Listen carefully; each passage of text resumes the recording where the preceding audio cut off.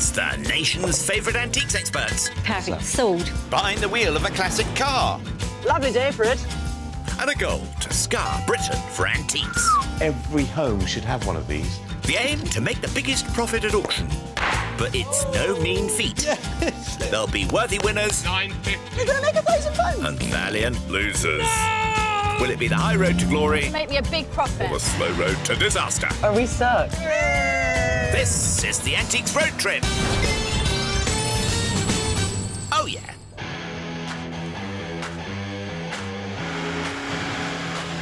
Welcome. Oh, here we go. Come on. Watch out, County Durham. Oh, you're looking radiant. Are you joking? It's the second leg with auctioneers Glasgow gal Natasha Raskin-Sharp and Derbyshire dandy Charles Hanson.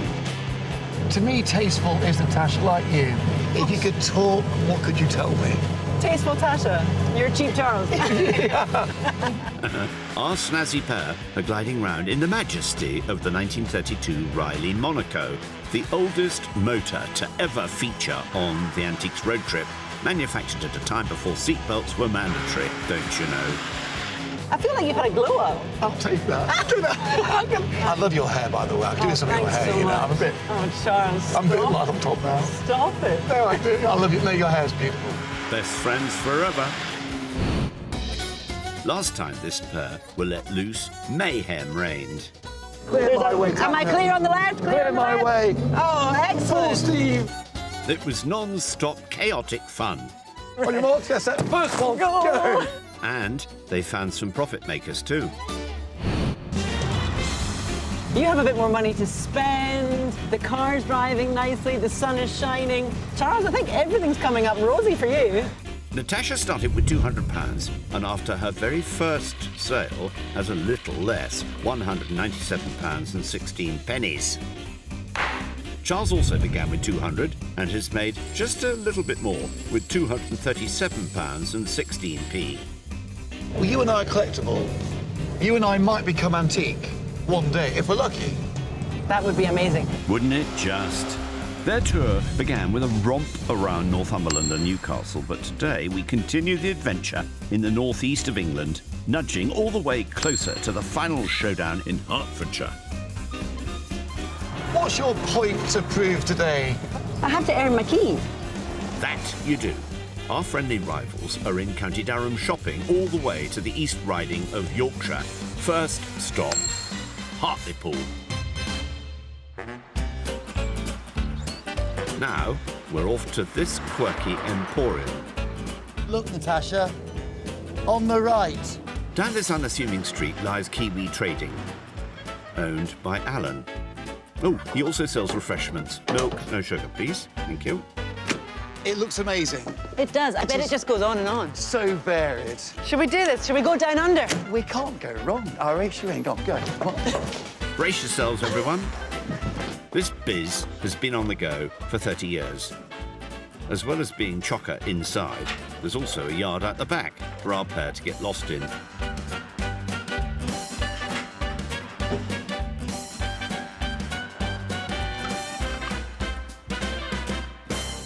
What I quite like, being a bit old-fashioned, is this table here. It's a bit like me, it's been around a long time. And you can see, if I turn the table this way, some telltale signs to give you an idea how old this table is. If you imagine over 220 years, that handle has done this. What? Must have done that maybe 1 million times to create that literal hole on the canvas of the mahogany. We talk about going green. We talk about your carbon emission. We talk about being eco-friendly. This table is everything you want in going green. And this would happily go into a small apartment, flat, sitting room, wherever you want a table of this epic history, it would sit well. Despite the love, it's not a huge profit maker.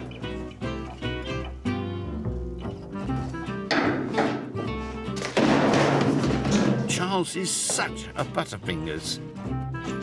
I'm homing in on these bottles, and oh no, I was hoping that they would both have the base I'm looking for. Only one of them does. I can see through the glass. this one.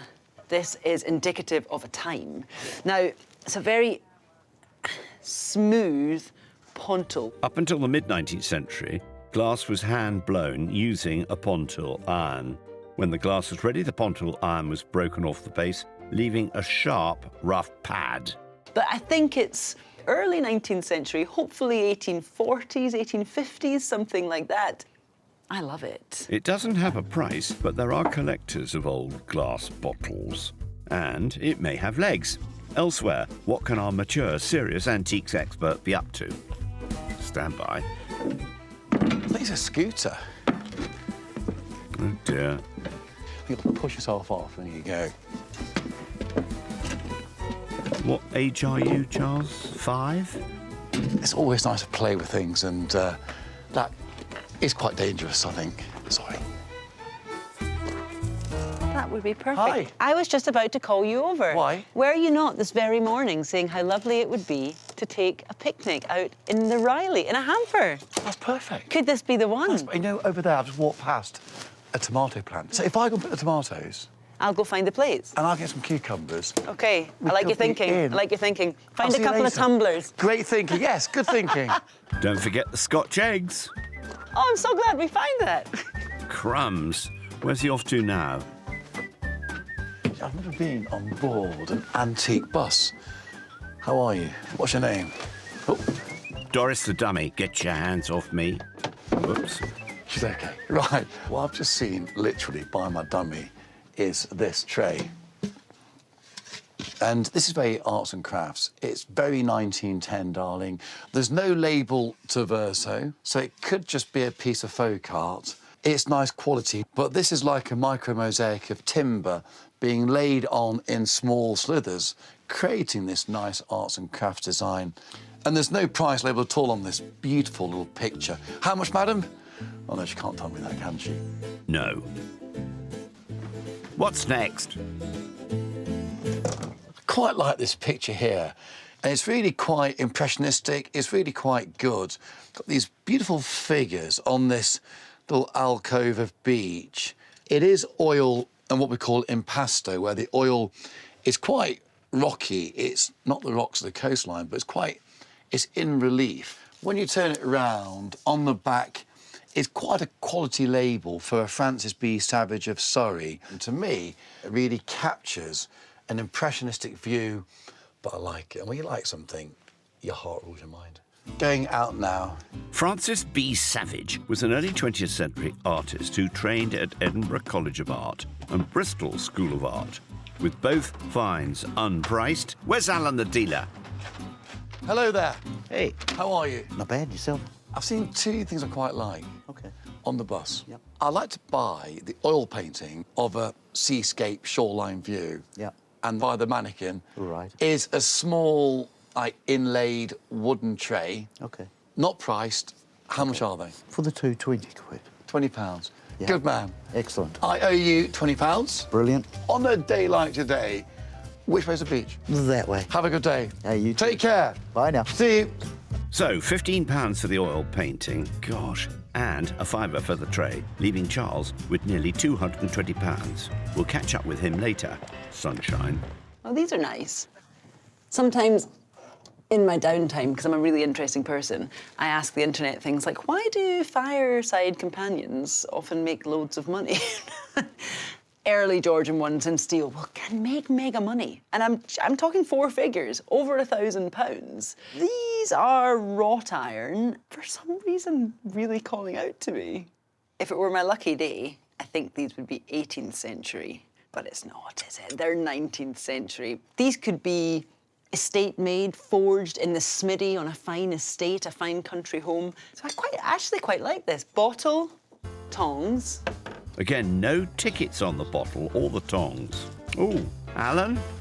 They're nice. Alan, I'm interrupting your caretaking All right. duties. Well, there's a lovely green glass wine bottle up the Right. back there, and beside it, another 19th century item, wrought iron ember tongs. What's your best price for the two? They're about a fiver each. Are you serious? Yeah.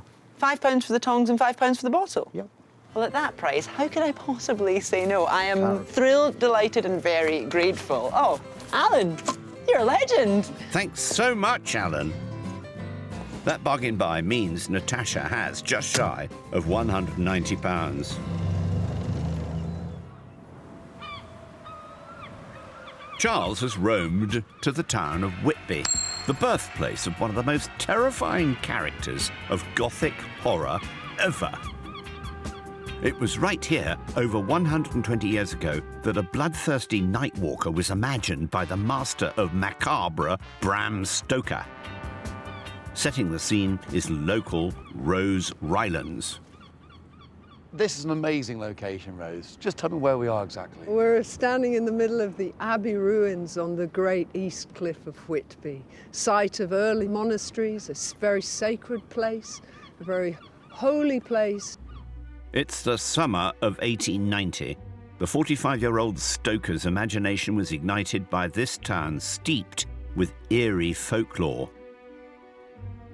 He was inspired by the book he picked out of the archives in the local library, a book on Wallachia in Eastern Europe, and he discovers the word the Eastern Europeans used to have for Vlad the Impaler, Vlad Tepes, this gruesome warlord, was Dracula, which means the devil. So that's how I got the name. That is exactly how he came up with the name Dracula. Stoker's blood-sucking vampire would come to life as he skillfully wove fact and fiction. So what parts of Whitby actually made it into the book, Rose? Well, it's very much set around the graveyard of St Mary's Church, the backdrop of the Abbey ruins, the harbour, and of course the coast itself. The cast of strange and spooky goings-on were aplenty in the town. He'd soon read in the local newspaper that there'd recently been a shipwreck that was carrying a cargo of empty coffins, and they just happened to wash in on Whitby Beach for a while. So what an extraordinary story. And we have lots of bats. We have bats that fly around here at night. We have bats just under the hotels on West Cliff. And through that West Cliff, there is a little tunnel, an old Victorian tunnel, and it's called the Screaming Tunnel. And What's that noise? It's a pheasant. Oh, all right. It's a pheasant. That's okay. I thought it may have been something else. Scaredy cat. After meticulous research and many rewrites, Dracula was published and released upon the public in 1897. Back in Bram's lifetime, was it an overnight huge hit? No, quite the opposite. It was, sadly, first of all, a failed play as The Undead, and then finally he did rework it into the novel form that it was published at, the classic that it is today, but it didn't see that success straight away. It was sort of lukewarm for a while. Sadly, Stoker started having strokes in his early 60s, and he never lived to see the incredible success that was to follow, and he died in relative penury. The novel began to rocket to success with the birth of cinema.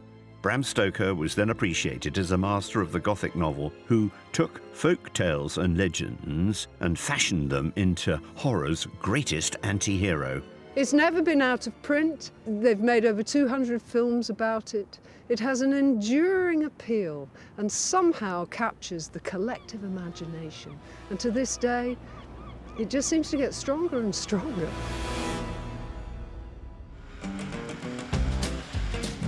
Just a bit worried about what Charles saw on that bus, though. Didn't go on the bus. Can't have been much to find on the bus, though, surely. Natasha is also in sunny Whitby. No winged, befanged creatures floating about, though, thankfully. But she is popping into the Gothic town's local antiques haunt. The bazaar. Natasha has only spent £10, so she's still got nearly £190 to play with.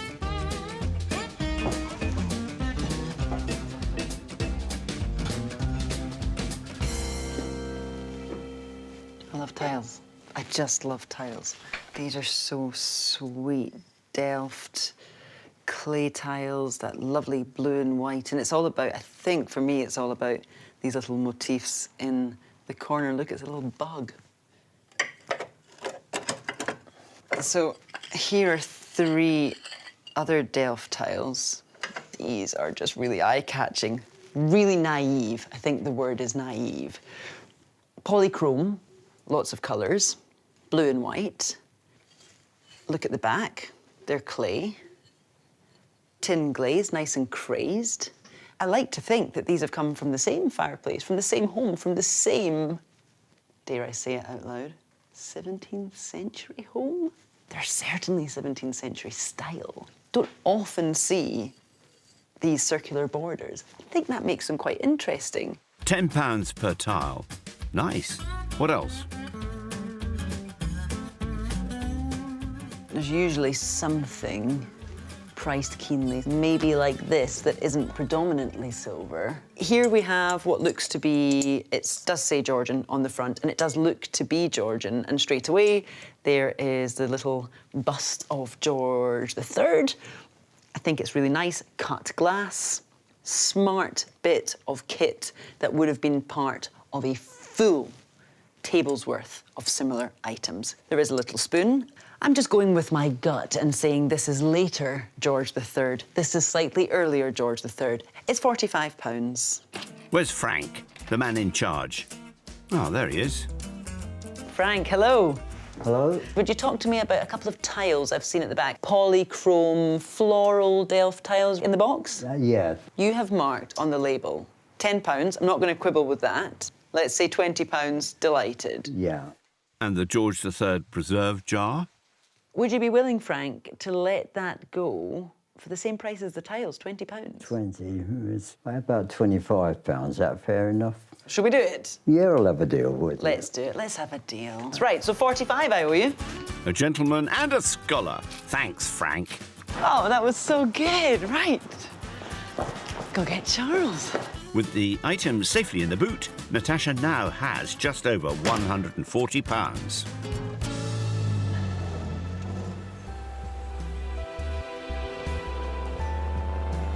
Apple pie? Oh, apple pie. Or maybe a crumble? A wee crumble. You're a humble man, Charles. A humble man. The humble's looking for his crumble. Blimey. Nighty-night, you two. Morning has broken in glorious Yorkshire. Don't worry, it's not the gears, it's my stomach. There it is, it's my stomach. Just crunchy, OK? I'm a bit hungry still. You should get that scene too. Oh, sorry. Good morning, like your car, by the way, madam. He's full of pep. Are you so smug about finding third gear? You're so smug about it. Hold on, I'm getting geared 4 now. Do it. Yes. Oh, yes! Ah, yes. Oh, yes, the day's alive. It's the simple things, you know. Yesterday, Natasha power shopped, I'm homing in on these bottles. picking up an early 19th century wine bottle, a pair of George III wrought iron tongs, 2 17th century Delft tiles, and a George III preserve jar, I think it's really nice. Cut glass. leaving her with just over £140 for today. How are you? What's your name? While Charles channeled his artistic side. She's OK. He snapped up a marquetry tray and an oil painting. When you like something, your heart rules your mind. Charles has nearly £220 remaining. Can you look at our surroundings? It's just ridiculous. This is Britain at its best. I think it's the valley of our dreams, It's the valley of our dreams. where treasures can be found, where dreams are made. You betcha. Their travels today will mostly be around the East Riding of Yorkshire. With Natasha dropped off elsewhere, Charles begins in sunny Scarborough. In the early 18th century, mineral waters were discovered along the cliffs, and many flocked here for their medicinal properties. Someone with plenty of fizz, though, is Charles. He's going in here to Antique and Collectors Centre. It's a scorcher. For over 50 years, this family-run biz has opened the doors to locals and holidaymakers alike. Today, it's Charles's turn for a moocheroo. Oh, look at that. Look at that. For a very happy vintage Christmas. Always good to go down below and see what's lurking. That's nice. This box captures almost the birth of a new century. And if you think of the great designers of the day, you had Archibald Knox, Liberty. He was designing in this style the Tudric range of such pewterware. The interior is satin lined, so it would be suggestive of being a jewellery box. Nice quality. I quite like this. It's got a nice little roundel in this turquoise glaze in a Ruskin style, and it could be yours for £40. Not bad. What else?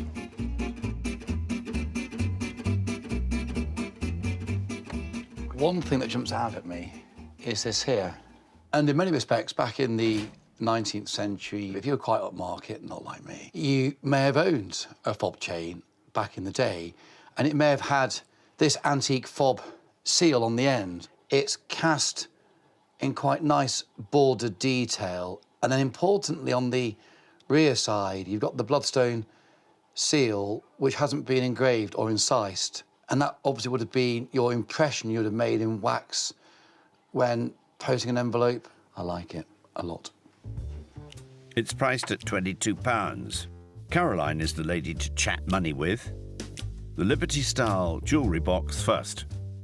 Because I like it. Oh, that's very kind of you. 25. That's really It is interesting. nice, it is nice. Should it be more? No. I'll take that.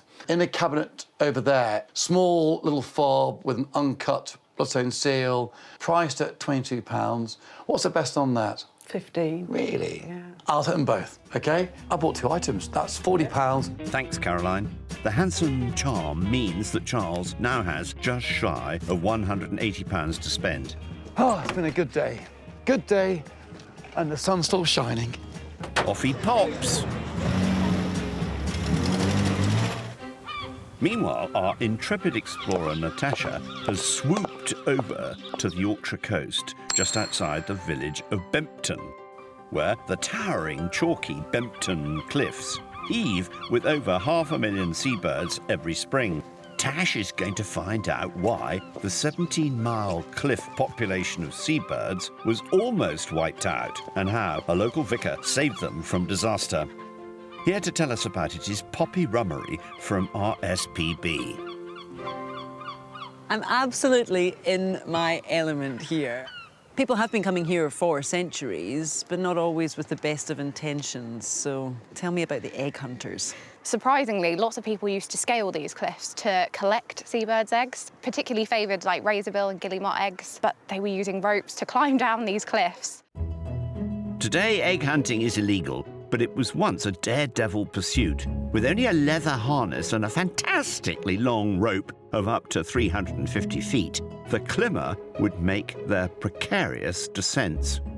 They would collect all of these eggs in baskets, bring them back up to the cliffs, show them off to the people that had come sort of thousands of miles just to see this incredible spectacle. There was a great financial reward, with some eggs being more valuable than others. So I've actually got a couple of model eggs that I can show you. So this one here is a guillemot. So this is one of the more favoured eggs to collect from climbers. That looks like the guillemot egg, looks like a Jackson Pollock painting. And then this is a razorbill as well. So again, one of the most favoured eggs to collect. And that's because of their sort of fantastic shapes. And they've also got these incredible markings on them. At the end of the 19th century, this cruel sporting endeavour would see an estimate of 80,000 eggs collected over the breeding season, a saddening total of just 40 days. So many eggs being stolen, especially sometimes just one egg for each breeding pair. It must have become apparent quite quickly that this was affecting the numbers substantially. Once an egg's taken, that's it. And climbers would often come back to the same nest reliably, knowing that they would successfully sort of lay an egg. So that is several years of just not being able to raise a chick, and lots of pairs giving up. Appalled by this senseless slaughter, local vicar Henry Barnes Lawrence got together with some colleagues and created the Association for the Protection of Seabirds. Would Reverend Henry Barnes Lawrence have walked these cliffs? Yeah, we like to think maybe he stood on this not on this very viewpoint, but certainly in this spot, and just observed seabirds, got really into understanding them, and then also became concerned about their conservation. While the Reverend and his association were championing bird conservation, fellow Victorians were also shooting seabirds for sport. However, this Yorkshire clergyman's mission was being heard in Westminster. And it was in 1869 when they actually brought about the Seabird Preservation Act that was introduced into Parliament by Christopher Sykes. MP Christopher Sykes helped champion this act, which became law later that year. It made shooting of seabirds illegal almost everywhere in Britain. The Act was one of the first, really, to be introduced to protect birds and seabirds alike. But I think it was only around that time that conservation of birds was really starting to be talked about. This act would become an epic milestone in wildlife protection. It stopped people from shooting them in the breeding season, but people were still egg collecting. And it wasn't until sort of a century later, in the 1950s, where we brought about a new act which prevented people from going down the cliffs and collecting these eggs. The Wild Birds Protection Act in 1954 ended climbing once and for all. A count of eggs that year really showed the devastating impact, a paltry 10,000. But fast forward to present day, and the efforts from our pioneering wildlife enthusiasts are showing results. A lot of our seabirds now are either stable, in their populations much more stable. Guillemots and razorbills, for example, are doing so much better. We've probably got nearly 81,000 guillemots on the cliffs between here and sort of Flamborough. We do still have quite a few seabirds that are cause for concern, so puffins are really endangered, and also birds like the herring gull. But it's great to see that from that period where there was this huge impact on seabird populations, we've now gone to certainly a big increase in population. The banning of shooting and climbing on Bempton Cliffs not only paved the way for the foundations of seabird conservation worldwide, it was the crucial turning point of people's attitudes on how best to save our rich colonies of seabirds. Well, I think it would be remiss of me not to pick up those binoculars you've kindly left out for me and to take a closer look. But Poppy, genuinely, thank you so much for all the hard work that you do and for teaching me all about these wonderful birds. You're more than welcome, and I will leave you to it. Enjoy. I'll be here for hours. If you see Charles, tell him I'm with the birds. Absolutely. Thanks, Poppy. Bye. Right. Come to mention it, where is Charles? Right, Riley, we're going downhill. That's a good sign. The coast is this way. We're meandering. Glad to see he's got the hang of the gears now. Charles is headed towards the seaside town of Bridlington, the lobster capital of Europe. Handbrake on. Thank you very much. Thank you. Shop's here. Thank you. Who is he saying thanks to? He's looking to hook a whopper of a goodie in here, Gray's Emporium. He's got a wadge of nearly £180.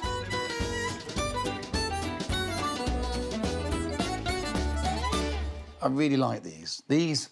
They're missing their case, but what we have got is a child's christening set. Here's a fork, 3-pronged, which is quite unusual, meaning it's quite early, ordinarily pre-1790.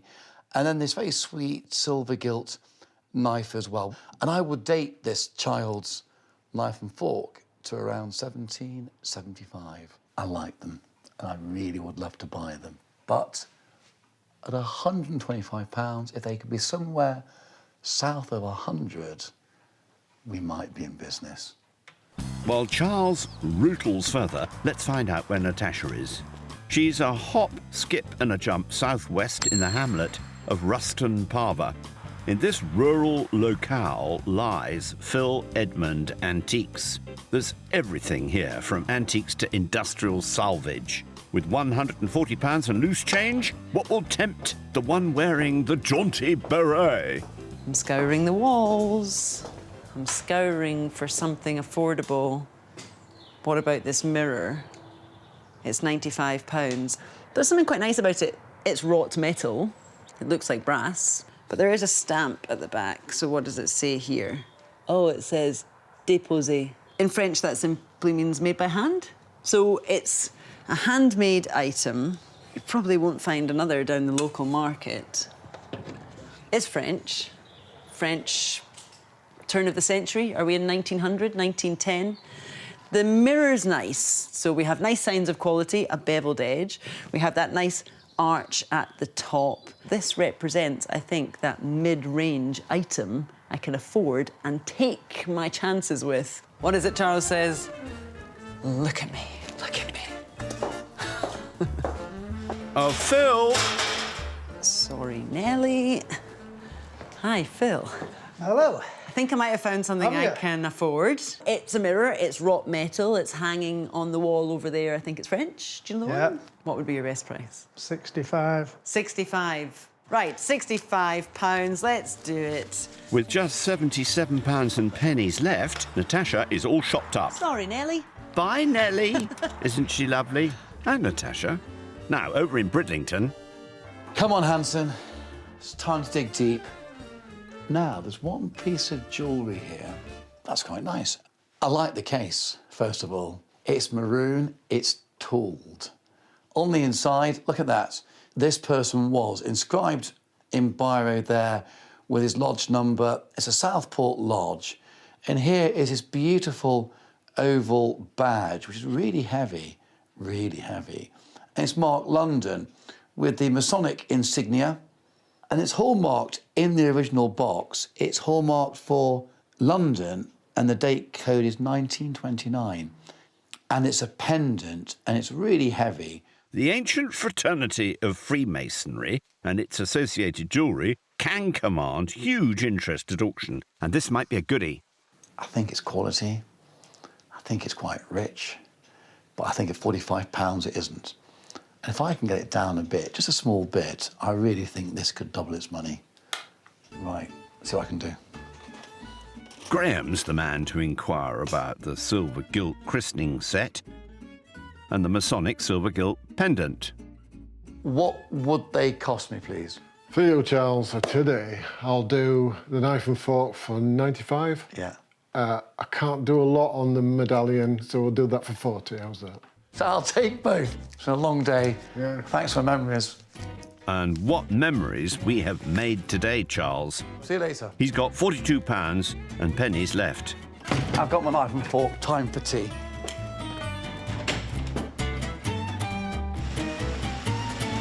Time to find your chum, too. Hold on, I'm getting to fall now. Do it. Yes. Oh, yes. Yes. Oh, yes. I can't even. Oh, that I feels can't good. deny I'm green with Hold envy. tight, we're sliding down the ski slope. Finally, he's got the knack. Best get some shut-eye. Our road trippers are breathlessly anticipating a watch of their second auction in the Elizabethan majesty of Burton Constable Hall. Quite something, is it not? What a place to make money. Isn't it just? As one of Yorkshire's finest stately homes, here's hoping our pair scoop up some weighty profits. Our happy campers have enjoyed a tour around the East Riding of Yorkshire and now find themselves in Skirla in Hull, while their antiques have been packaged off to Stroud in the heart of the Cotswolds. To the town's auction house, for sale in the room, on the phone and the internet. Chief Gavel Basher today is Stuart Moore. 70 anywhere.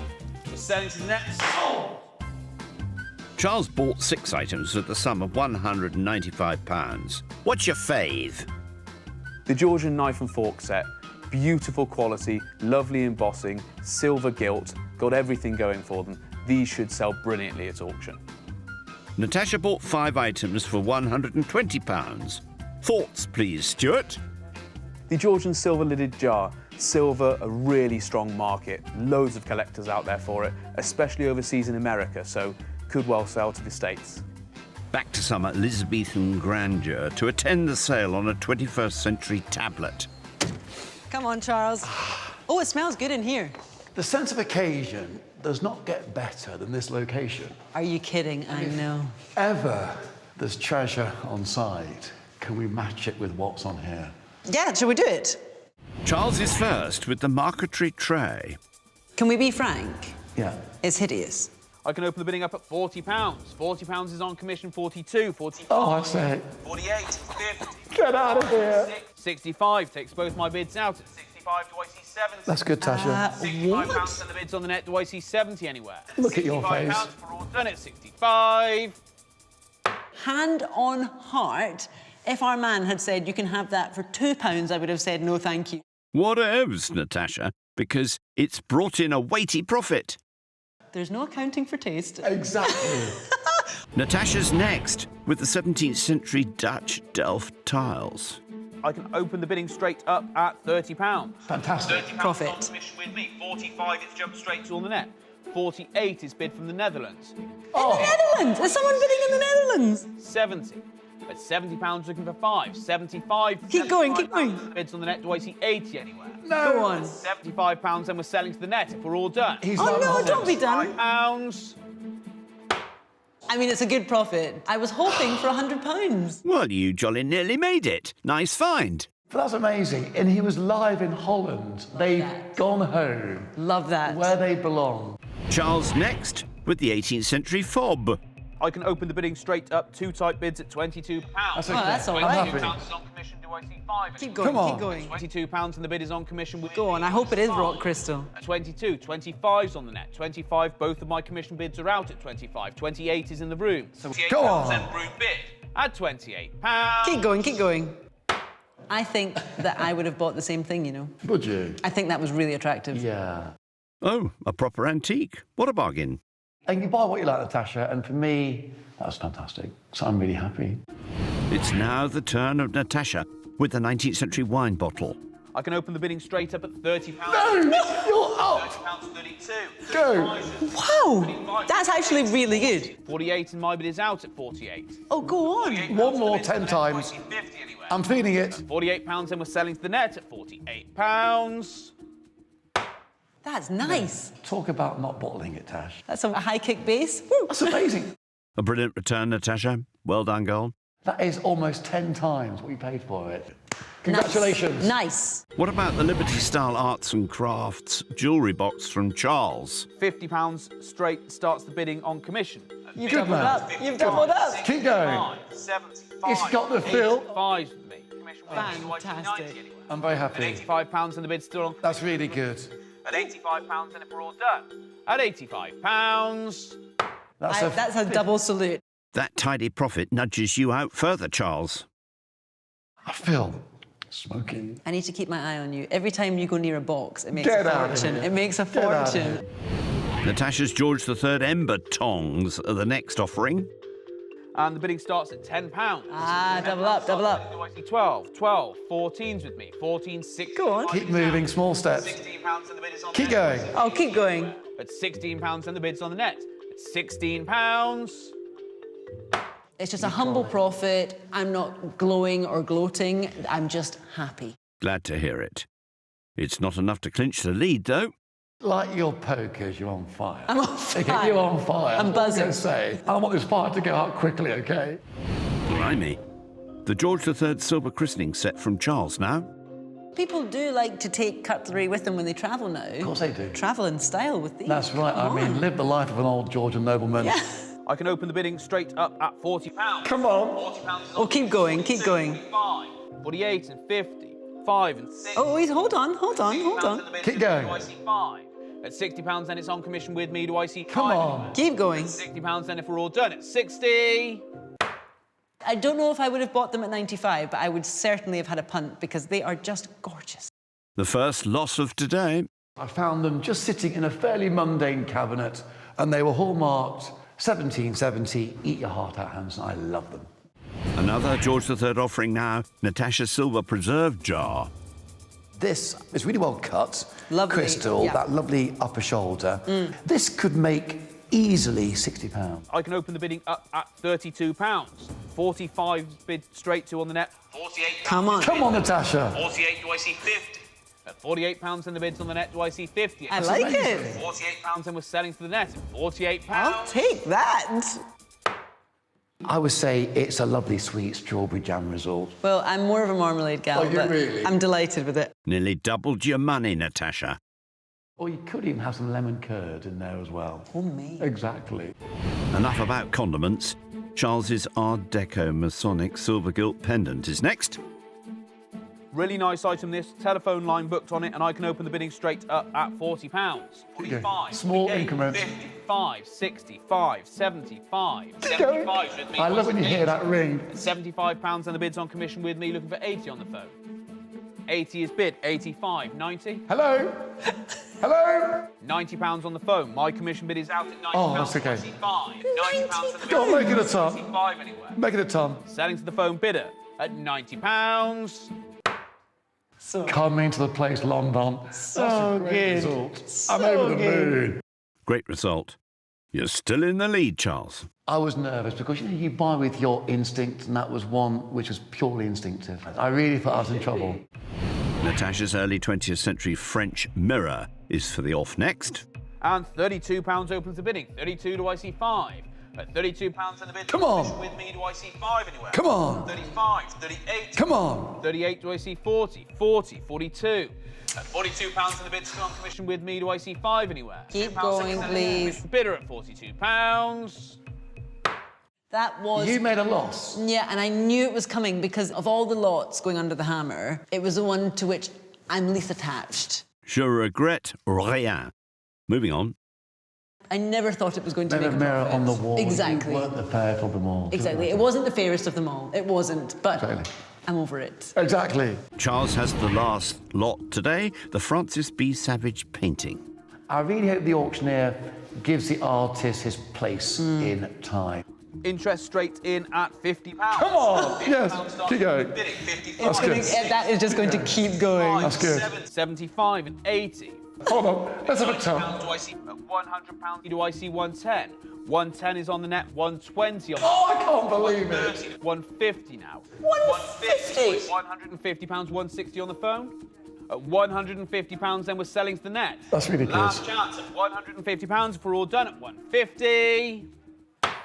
At a zero, yeah. 150, 150. Won't life be easy? The find on the antique bus has raised the roof. Well done, Charles. You've had many a wow today. I've had the same as well. We've both done really well. Yeah, you certainly have. Natasha began with £197.16 and made, after all costs, a tidy profit of nearly £70. She now has £264.94.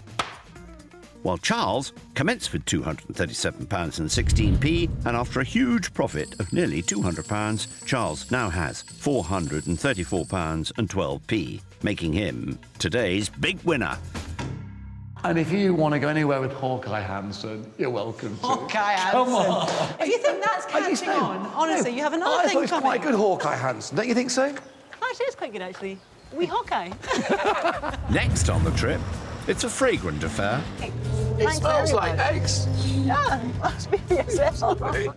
Natasha gives some advice, Don't get cocky. Don't get cocky, please. It's wobbling. Hold on. and Charles has a problem with his drawers.